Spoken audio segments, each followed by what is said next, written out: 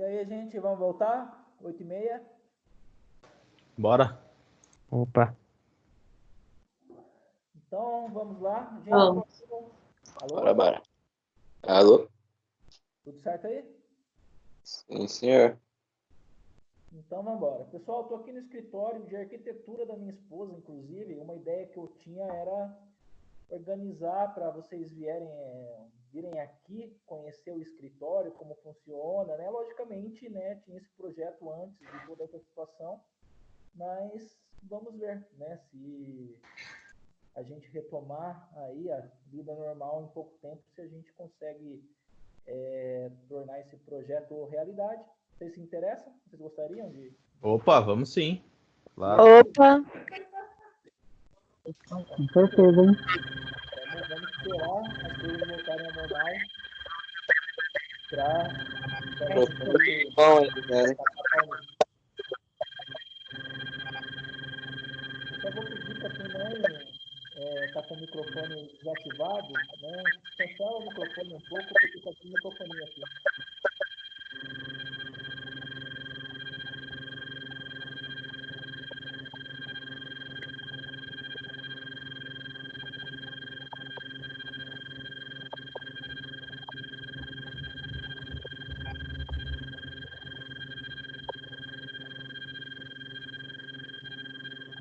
Ok, pessoal, então vamos Interferência aí, retomar gente. aqui o...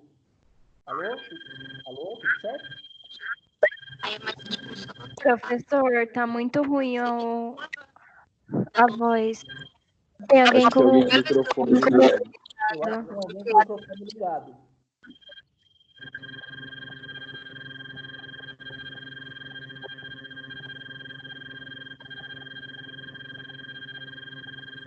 Meu Deus do céu, que microfone é isso aí? Parou. Parou? Parou. Parou, a microfonia parou aqui também.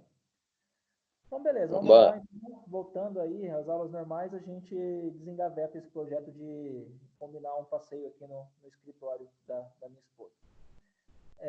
Vamos voltar então para os nossos slides. Deixa eu recompartilhar a tela.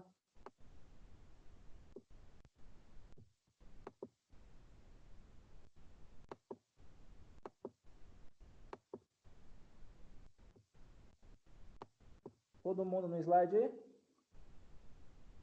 Sim. Sim. Ok. Sim. Opa, voltou o microfone. Aí. Beleza, gente. Vamos então falar sobre outros conflitos socioambientais. Além dessa questão do desenvolvimento sustentável.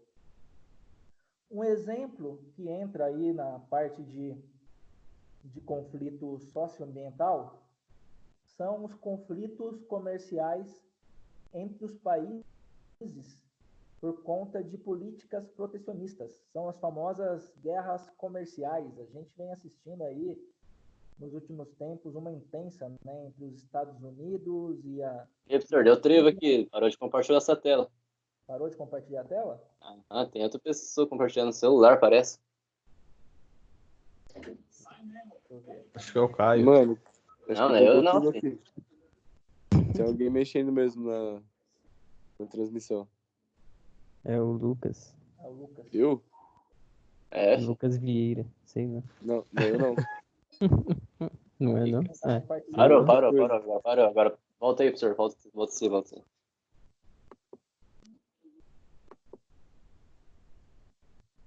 Deixa eu ver aqui.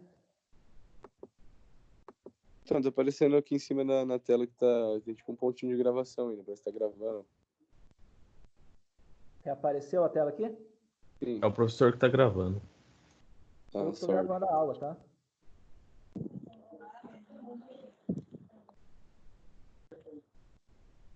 Eu tô gravando a aula, né? Porque foi a determinação da Unopar. A gente tem que gravar todas as aulas para deixar o link disponível, né? Quando for preciso. Beleza? Alô? Beleza. Aí é bom. Beleza. Então vamos lá. Conflitos comerciais. Então, o que é uma guerra comercial?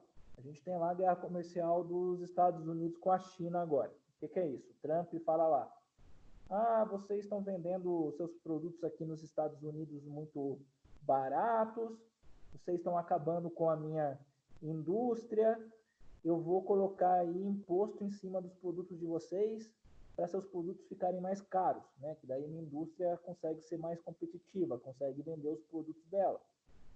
E a China, ela retruca, ela fala, se você colocar imposto em cima dos nossos produtos, a gente vai colocar imposto em cima dos produtos que vocês exportam aqui para a China também, né? Seus produtos vão ficar mais caros, vocês vão perder dinheiro.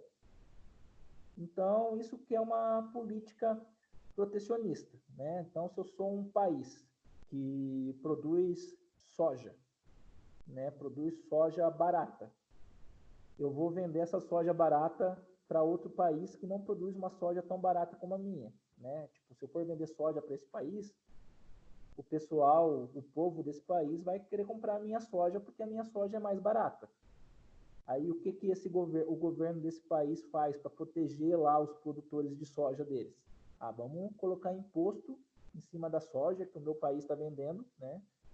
Para poder encarecer a minha soja e aí os produtores de soja do país lá dele poderem vender, não serem prejudicados, conseguirem vender a soja deles mesmo sendo mais cara. Esse tipo de política faz os países saírem perdendo. Porque vamos dizer assim, esse país lá que eu estou vendendo minha soja e que colocou um imposto em cima da minha soja, para minha soja ficar mais cara, produz café muito barato, né? Ele vende café aqui para o meu país e também, para não prejudicar os produtores de café do meu país, eu coloco imposto em cima do café desse outro país, para o café dele ficar mais caro.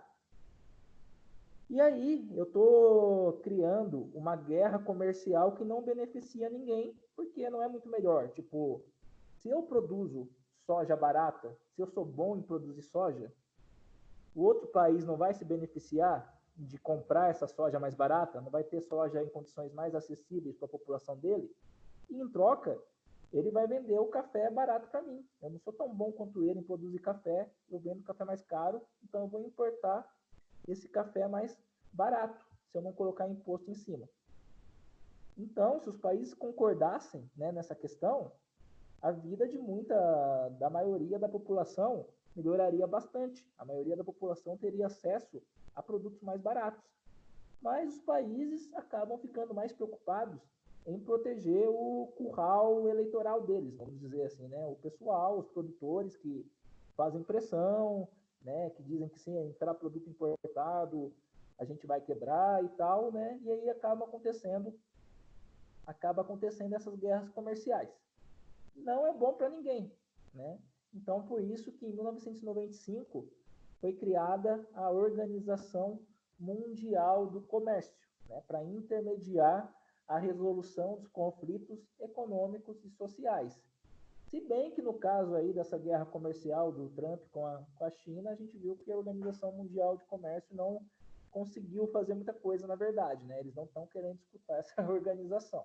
Mas guerra comercial é uma coisa ruim para todo mundo, né? Falta uma consciência de que se não houvesse essas políticas protecionistas, essas tributações, a maioria da população mundial iria se beneficiar muito dessa troca de produtos.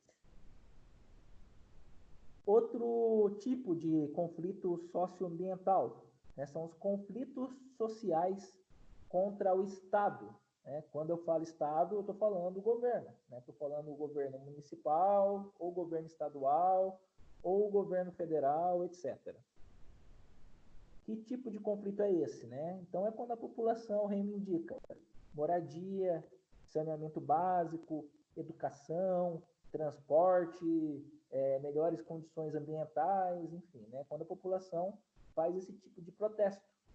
Né? Até a década de 90, esse tipo de protesto, de conflito era muito comum aqui no Brasil. A partir da década de 90, ocorre uma retração da participação ativa do governo na economia.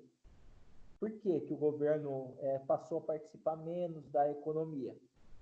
Até então, né, tipo, a gente teve muitos anos de ditadura militar, né, ditadura militar, o governo militar, ele participava muito ativamente da economia, injetava dinheiro, e os governos que vieram depois do governo militar também continuaram com a mesma política, injetando dinheiro.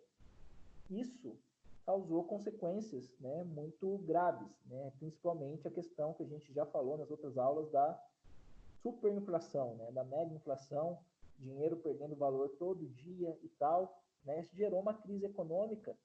E aí, para estabilizar a economia, né, tipo, neutralizar essa inflação, foi criado o Plano Real.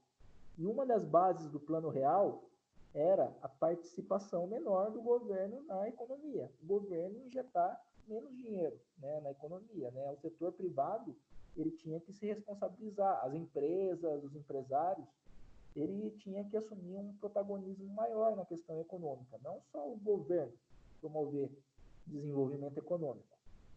Então, a partir de 90, ocorre uma retração da participação ativa do governo na economia, que transfere parte das atribuições, né, dessa questão aí da moradia, do saneamento, da educação, do meio ambiente, transfere isso para as instituições do terceiro setor. São as ONGs, as entidades sociais e filantrópicas. Então, a partir da década de 90, a gente começou a ver uma proliferação de ONG, né? Uma ONG cuidando da educação, a outra ONG cuidando do desmatamento e tal. O governo realmente passou a atuar menos, né, nessas questões. Isso também acabou diminuindo um pouco a questão dos conflitos, né? O governo não era mais o único responsável em cuidar dessas áreas, ele delegou isso para essas entidades do terceiro setor, mas, em compensação, gerou aí um outro tipo de conflito, né, que são as ONGs contra o governo, né? Então, a gente tem um choque de interesses também dessas ONGs com o poder público, é mais um tipo de conflito socioambiental. Outro conflito socioambiental que é muito comum no Brasil, né? Talvez seja o maior. São os conflitos fundiários, os conflitos que ocorrem no campo, na zona rural. E o que causa todos esses conflitos aí no campo? É a questão da concentração de terra na mão de poucos. A gente teve, na primeira aula, a gente deu um giro pela história do Brasil e a gente falou da forma como Portugal colonizou o Brasil, né? Então, o que era a base da economia na época que Portugal colonizou o Brasil? Era grandes latifúndios, né? Grandes fazendas que plantavam uma monocultura, ou seja, plantavam uma coisa só, ou cana-de-açúcar, ou café, né? Para exportação.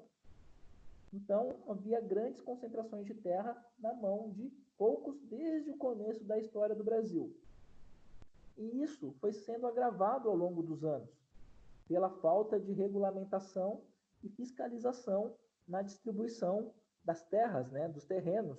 Isso principalmente na região da Amazônia, lá é um problema grave, porque os grandes fazendeiros, né, os grandes donos de terra, foram avançando, né, na floresta, foram avançando nas terras, e não há nenhum marco legal, não há nenhuma regulação falando, realmente a tal terra pertence a tal pessoa.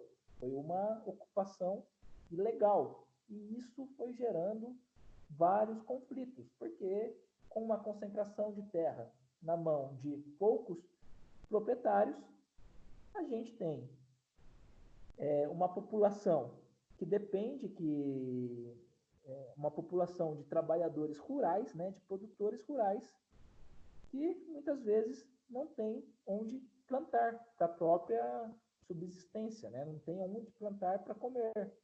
Se o grande fazendeiro, o grande latifundiário, não precisa mais dessa mão de obra, ele simplesmente manda embora e esses produtores rurais ficam sem opção de vida, né? O que acontece? Eles vêm para as cidades e agravam ainda mais a crise urbana. porque eles vão morar nas periferias, vão morar em áreas de risco, né? Agrava toda aquela situação de deseconomia urbana que gera esse aumento da população nessas áreas mais pobres.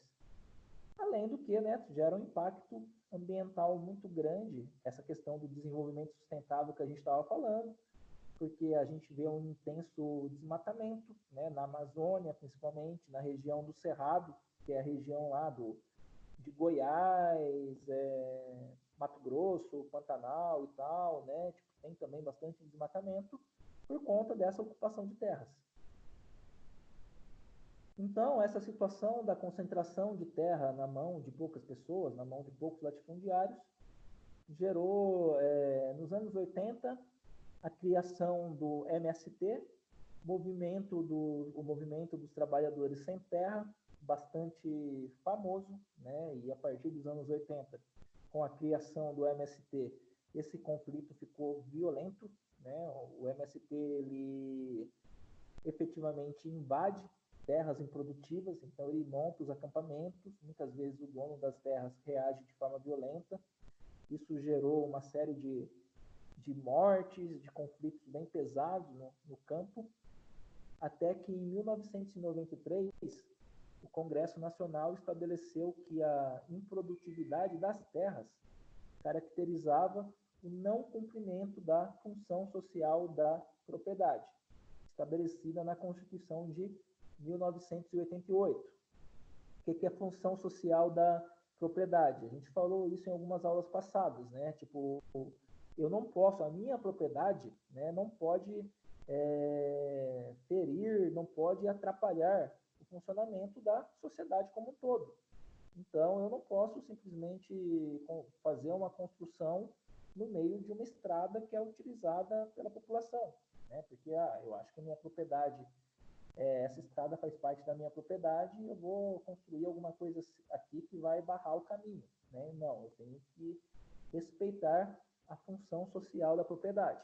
E o Congresso estabeleceu que ter uma terra muito grande, né, ter grandes quantidades de terra sem produtividade, né, terras improdutivas, apenas para especulação, né, especulação é valorização imobiliária, ter uma terra improdutiva apenas visando a valorização para vender depois, tal, tipo, valorizar ela através da passagem de uma estrada, de uma rodovia, de uma ferrovia, enfim, né? Isso tudo é terra improdutiva que é mantida para especulação. Então, o Congresso Nacional estabeleceu que não pode haver esse tipo de improdutividade das terras, né? E isso tinha que ser, essas terras teriam que ser distribuídas por meio de uma reforma agrária, né, para então esses produtores que não tinham onde plantar, até como uma forma de reduzir essa crise urbana, né? Tirar um pouco esse pessoal da cidade, né? Que não tinha, as cidades não tinham mais condições de receber essa massa que vinha do campo e poder alocar eles na zona rural. Mas como vocês sabem, né? Isso aí vem funcionando a passos de tartaruga.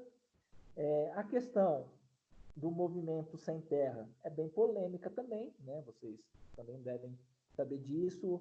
Existe uma parte lá do movimento sem terra que realmente é de pessoas humildes, que não têm onde morar, que não têm onde plantar, que só sabem, a única coisa que eles aprenderam na vida foi a atividade agrícola. Só que também tem, como tudo, né, no mundo, um bando de aproveitadores que estão lá no movimento, que eles recebem terras e vendem, recebem terras através da reforma agrária e vendem logo depois e tal, né? Além da parte violenta do movimento sem terra, né? Tem pessoal que é bem violento mesmo na questão das invasões e isso gera mortes, enfim, né? Tem todos esses lados. Mas a questão é que a gente tem uma estrutura fundiária, uma estrutura de terras bastante injusta e bastante desigual, reflexo do que acontecia desde a época da colonização portuguesa, logo depois do descobrimento do Brasil, né? Então, isso vem se carregando ao longo da história e a gente tem aí uma grande quantidade de terras improdutivas que só faz por piorar a situação das cidades, a situação urbana. porque esse pessoal sai do campo, né, que não tem onde ficar no campo, e vai ocupar áreas de risco nas cidades. E aí a gente tem outros tipos de conflitos fundiários, né? Temos a questão do uso de agrotóxicos, contamina o solo, contamina as águas, aí é um conflito socioambiental, mais no sentido do desenvolvimento sustentável, né? A insustentabilidade desse modelo de exploração agrícola por meio dos agrotóxicos. Temos também a questão das disputas de terras indígenas, também outra questão polêmica. Então, ao longo da história, os índios foram conquistando o direito às terras, né? A remarcação de terras como sendo de propriedade de tribos indígenas.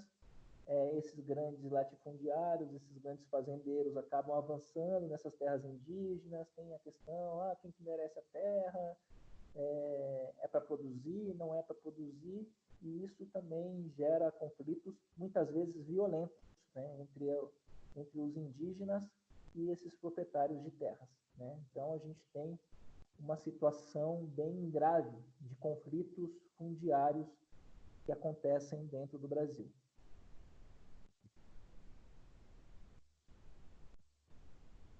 E aí a gente também tem a questão dos conflitos gerados pelos grandes projetos de infraestrutura, né? Esses projetos de infraestrutura que geram confrontos intensos entre as populações locais, né? As populações onde ocorre a construção desses projetos, setores do Estado, setores do governo e também segmentos empresariais. Todos esses grupos conflitando dentro dessa situação. A gente tem um exemplo no Brasil bem cristalino, que é a construção de usinas hidrelétricas, né? Principalmente, um exemplo claro, mais recente, né? A usina de Belo Monte. Foi construída lá no Pará. O governo justificou a construção da usina de Belo Monte, falando que essa usina seria fundamental para garantir o fornecimento de energia elétrica do país, segundo o governo.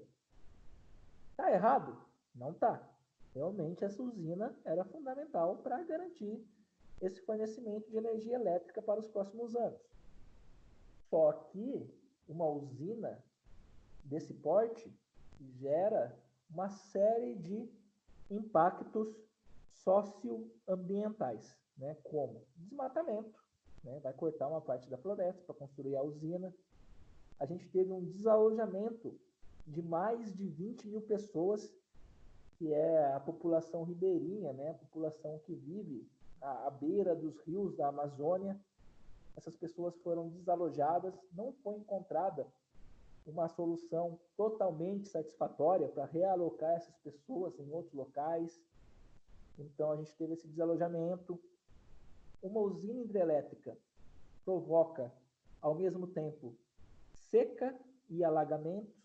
Por que provoca seca?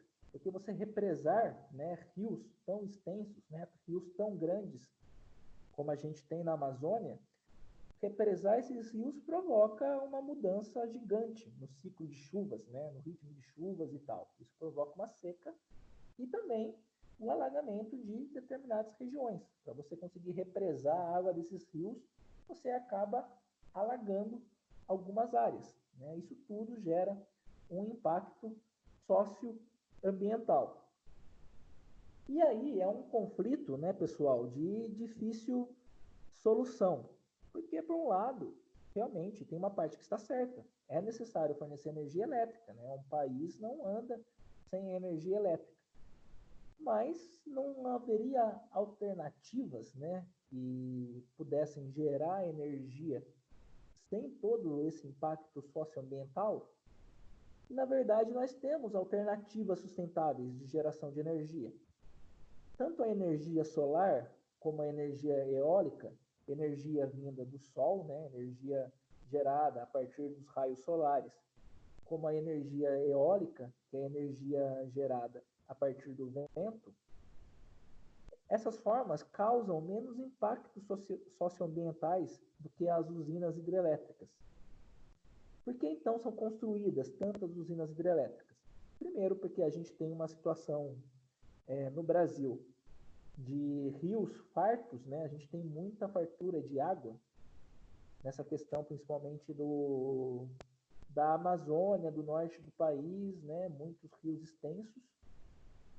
E por conta, né, do país contar com essa quantidade de rios, a usina hidrelétrica é uma geração de energia mais barata, né? Um investimento mais barato do que você investir em energia solar e energia eólica. Por isso que se insiste tanto na usina hidrelétrica. Só que falta um pensamento no seguinte sentido. Lógico, o investimento inicial é mais barato na usina hidrelétrica.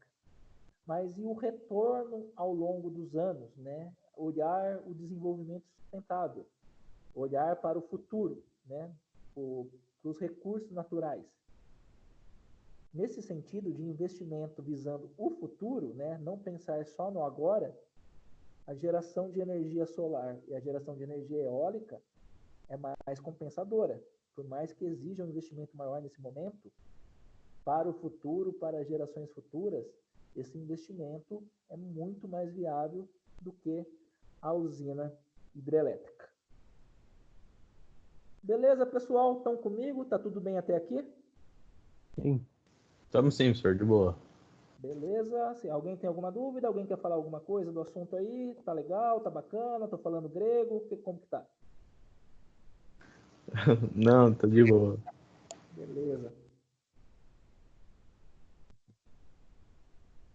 Bom, para finalizar, a gente tem a questão dos conflitos urbanos, né? Eu falei lá dos conflitos fundiários da zona rural, mas a gente também tem conflitos nas cidades. Quem que está envolvido aí nesses conflitos urbanos? A gente tem dois grandes causadores desses conflitos, que são o poder público, né? Aí entrando setores de planejamento urbano, os responsáveis pelo saneamento básico, pelo setor de saúde, de habitação, defesa civil, segurança pública, meio ambiente. E a gente também tem a participação do setor privado, né? Principalmente o setor imobiliário, né? Que é quem acaba puxando a população mais pobre para a periferia, para as áreas mais longe do centro, para as áreas de risco, por conta da especulação imobiliária, né? Por conta do aumento do preço dos imóveis e tal, o setor imobiliário acaba jogando as pessoas de menor renda para as áreas mais precárias, e o setor industrial, né, que no processo de produção acaba lidando com produtos químicos, às vezes até produtos radioativos, né, e isso tudo é descartado nessas áreas onde habitam as pessoas mais pobres. Isso tudo se chama expoliação urbana, né? Quando eu falo de expoliação urbana, eu estou falando de todos os impactos ambientais, impactos ao meio ambiente e os impactos causados à saúde da população pela carência de infraestrutura e pela carência de políticas públicas, políticas públicas ineficientes que não combatem a desigualdade social, né? Então, tem todo um problema que vai ser refletido no meio ambiente e também na saúde das pessoas que vivem nessas áreas mais precárias.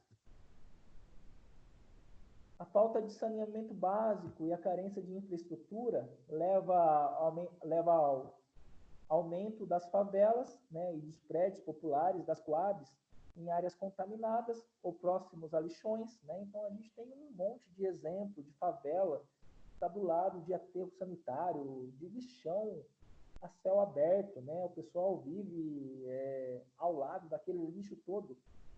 E lógico que isso, além de gerar um impacto no meio ambiente, né, impacta o solo, contamina a água, também vai prejudicar a saúde de toda essa galera que vive do lado de um lixão, né? Isso tudo é espoliação urbana.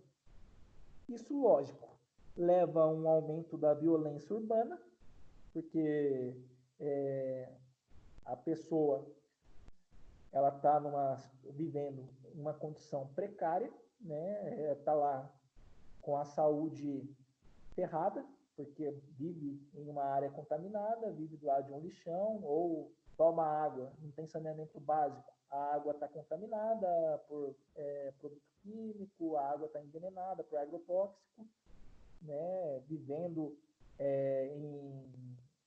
em um lugar que não tem asfalto, enfim, né? Não tem condição de se locomover direito. Isso vai gerando um descontentamento, vai gerando um conflito, né? Isso tudo leva a um aumento da violência e aí gera as alternativas do tráfico de drogas, enfim, né? Tudo isso vai virando uma bola de neve. Essa expoliação urbana, né, leva as pessoas a morarem em áreas sujeitas a enchentes, a deslizamentos. Então, todo verão, né, toda época de chuvas, a gente tem aí as notícias falando de pessoas morrendo, pessoas perdendo tudo com enchente, perdendo um pouco que tem com enchente, deslizamento de terra, deslizamento de morro, tudo, né, levado a essa condição urbana precária, essa expoliação urbana, essa expulsão da população mais pobre, né, rumo às periferias, rumo às áreas de piores condições de moradia. Além de também estarem sujeitos aos acidentes químicos, como eu já falei, né, os dejetos da indústria, né, muitas fábricas usam química pesada na sua produção, e se não existe um lugar de descarte correto, né, desses rejeitos, desses dejetos químicos, eles vão acabar sendo jogados nos rios, sendo jogados na terra, e aí vai sujeitar essa população que vive próxima a esses locais a esses acidentes químicos, causando terríveis impactos à saúde da população, né? E isso até explica um pouco, né, a questão da preocupação mundial com o coronavírus aí, né? Tipo, e no Brasil, diante de toda essa situação, é para se preocupar ainda mais, porque é um vírus que se espalha muito, muito rápido.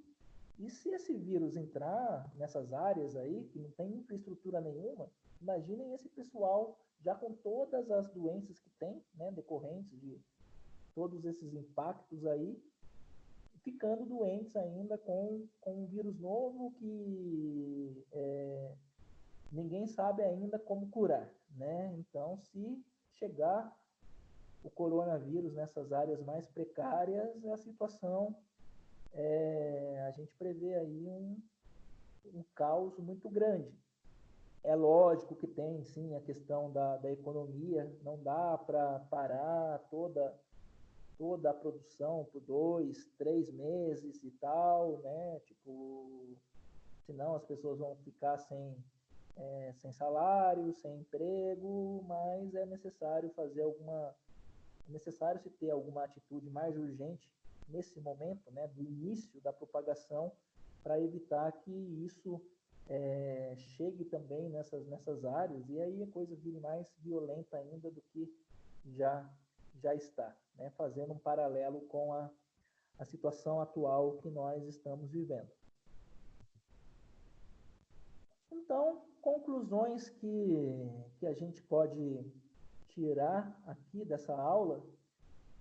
Primeiro, que os conflitos socioambientais ocorrem quando existem opiniões divergentes entre duas ou mais camadas da sociedade que ocupam a mesma área de habitação ou de preservação ambiental, né? O conflito é sempre uma divergência de interesses, né? Então, na usina de Belo Monte, é o governo contra a população que vive no local onde foi construída a usina.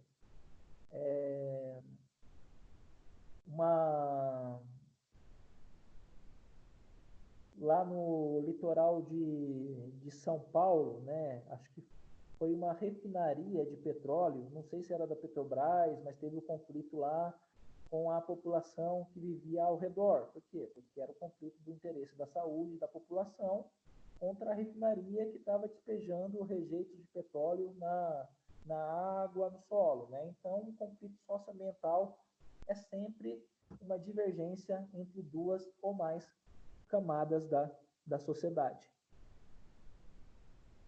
As populações mais vulneráveis a esses conflitos, né, são as que mais sofrem com os impactos socioambientais, é a população mais pobre, a população mais vulnerável, porque nessas situações eles acabam perdendo o seu sustento, a sua saúde, inclusive o lugar onde mora, o seu habitat, em qualquer um desses conflitos. No conflito fundiário, né, eles perdem o seu sustento, porque não tem terra onde plantar, né, não tem onde morar, tem que vir para a cidade, na cidade vai morar em lugares de risco, em lugares precários, isso vai prejudicar a saúde.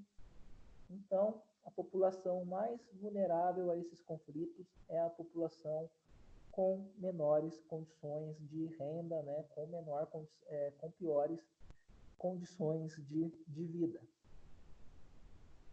Então, pessoal, o crescimento econômico é uma coisa que sempre tem que se ressaltar, né? Tipo, mas então sociedade socialista tem que ser todo mundo igual e tal. Não, tem que ter crescimento econômico, né? A economia tem que girar, a economia tem que crescer, mas ela tem que crescer de um jeito que leve em conta as necessidades da população, leve em conta as necessidades de todo mundo, para não ampliar aí esses conflitos que só pioram a qualidade de vida da população.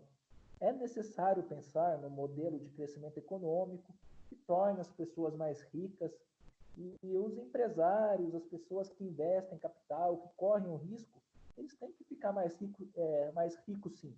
Eles estão correndo todo o risco do empreendedorismo, da atividade econômica. Mas isso não pode se dar sem pensar em todas as camadas da sociedade, né? A gente tem que pensar nas pessoas mais vulneráveis, a gente tem que pensar no meio ambiente.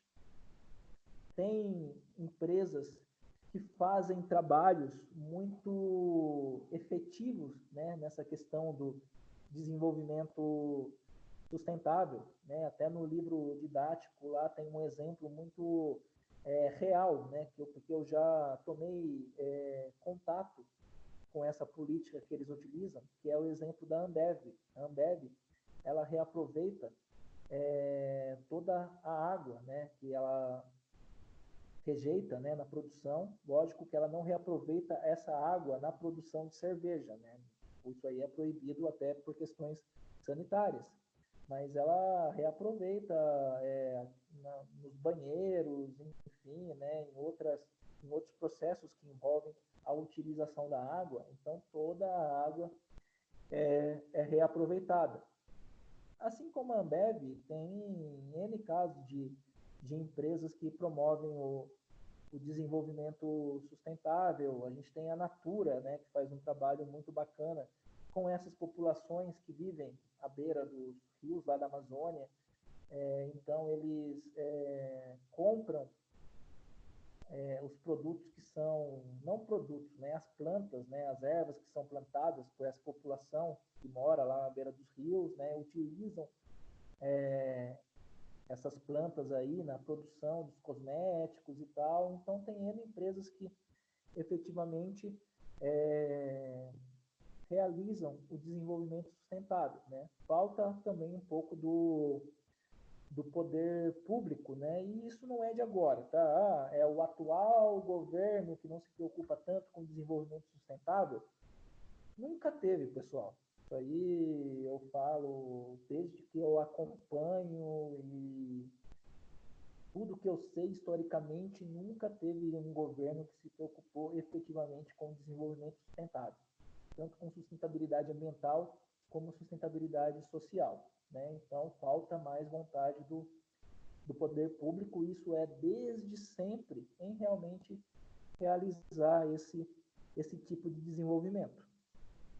Se a gente pensar o desenvolvimento de forma sustentável, nós vamos ter menos conflitos rurais, vamos ter menos conflitos no campo e vamos ter menos conflitos urbanos, né? A gente vai estar pensando em fazer com que as cidades sejam uma forma de organização, né? Uma forma de aglomeração, voltando naquele conceito de deseconomia urbana, que realmente gera benefícios para todos que vivem nessa cidade, tá? Não gere o contrário, né? Não gere malefícios econômicos. E aí a gente vai começar a ter efetivamente uma economia urbana, né? Sem essa proliferação de conflitos socioambientais e que vai beneficiar efetivamente todos os habitantes aí do espaço urbano. Fechou, gente? Tudo certo? Sim. Fechou, professor? Tudo certo.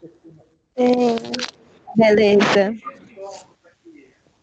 Tudo beleza? Então tá. Posso passar a atividade para vocês, então? Sim. Pode, professor. Beleza, então vamos lá. O que eu vou pedir para vocês me entregarem até semana que vem? Aí vocês podem fazer, como vocês estão fazendo mesmo, mandando por e-mail ou fazendo na folha do caderno e mandando por WhatsApp, não tem problema. Quero que vocês comentem sobre algum conflito urbano, né, um conflito que aconteceu, portanto, em uma cidade, que você já presenciou ou tomou ciência através dos meios de comunicação. Como esse conflito se encaixa no conceito de deseconomia urbana? Entenderam o que é para fazer? Mais ou menos. Entendi, professor. Então, vamos lá. Comente sobre um conflito urbano que você já presenciou ou tomou ciência através dos meios de comunicação. Algum conflito que aconteceu aí na sua cidade, que você presenciou entre o pessoal que, sei lá, o pessoal que mora numa rua e a prefeitura, ou entre a população e uma indústria, ou entre uma indústria e a prefeitura. Isso tudo é conflito urbano. Então, eu quero que vocês lembrem-se sobre algum conflito que vocês ou realmente presenciaram, ou que vocês ouviram falar nos jornais, na internet e tal, e comentem o que foi esse conflito, né? Como que aconteceu esse conflito e como que esse conflito se encaixa, né, nessa questão da deseconomia urbana. O que é deseconomia urbana? É carência de infraestrutura, asfalto precário, falta de saneamento básico, buraco na rua, trânsito, sei lá, mendigo na rua, violência, tudo isso é deseconomia urbana. Ficou mais claro agora? Ficou sim, entendi. Sim. Beleza, então, pessoal, então vocês podem me entregar até a nossa próxima aula, na segunda-feira que vem. Quem está com as atividades pendentes, por favor, agiliza para me entregar tudo, né? Até a próxima segunda-feira. Professor, quem não entregou nenhuma atividade é para entregar da semana passada também, que já foi corrigida? Sim, me entrega até a atividade que já foi corrigida, para eu ter registrado lá. Beleza? Tá bom. Tá? Então, entrega todas as que estão pendentes para eu poder ter as atividades registradas de vocês, para poder daí atribuir os pontos depois. Pessoal, eu acho que no geral funcionou bem a transmissão aqui, né? Funcionou assim, ficou bom, hein? Ficou Melhor bom. do que gravar. É, eu também achei. É verdade. Tem mais... Porque não dá pra se concentrar muito não, gravando. É melhor assim. é mais Eu te difícil. falo muito fácil. Legal. Pior. Também achei. Pra mim também é difícil ficar só gravando live lá. É estranho, né? Pior, né? Sabendo que vocês estão ouvindo, fica muito melhor. Aham. Perfeito, então, pessoal. Muito obrigado a todo mundo que assistiu. Vocês têm meu e-mail, vocês têm meu WhatsApp, né? Qualquer dúvida, me manda, eu consigo responder até agora, que eu estou home office, né? Não estou indo pro escritório, no meu outro trabalho, eu consigo responder mais rápido, né? Então, qualquer dúvida, vocês não tenham receio de me contactar. Beleza. Professora, essa aula de agora, o senhor consegue enviar ela pra gente? Então, eu acho que a orientação que a gente teve é que o vídeo fica muito pesado, né? Então, eu não consigo subir o vídeo no YouTube e passar lá no portal. O que acontece? Né? A aula vai ficar gravada aqui. Então, se alguém quiser me solicitar, professor, me envia aquela aula lá dos conflitos socioambientais, eu vou ter o link para enviar para você. Não sei ainda como funciona, eu vou parar a gravação aqui, eu vou ver como que é salvo esse link para poder enviar para vocês caso vocês peçam, né? A princípio eu não consigo disponibilizar ela lá no portal. Mas, assim, daqui a alguns dias, preciso da aula, me pede para eu enviar que eu vejo se eu consigo enviar esse link para vocês. Aqui realmente eu não sei como funciona esse link da gravação, ok? Ok. Ok. Ô, professor, tem como colocar você no grupo? Se a casa tiver algumas dúvidas, não sei. Grupo de WhatsApp? Isso. Devem, por favor, que eu estava desesperado aqui, tentando contactar quem eu tinha no WhatsApp para avisar do transmissão. Ah, é? Me Então coloca- depois nós já coloca o senhor lá. Perfeito, então. Agradeço bastante. Valeu, hein? Beleza, senhor. Fala aí, com Deus. Então é isso, pessoal. Um abraço para todo mundo, né? Segunda-feira, Abraço. que vem, 7h30, estamos de volta aqui. Por qualquer dúvida, é só me chamar. Beleza, então. Beleza. Falou. Falou. Falou. Tchau, tchau.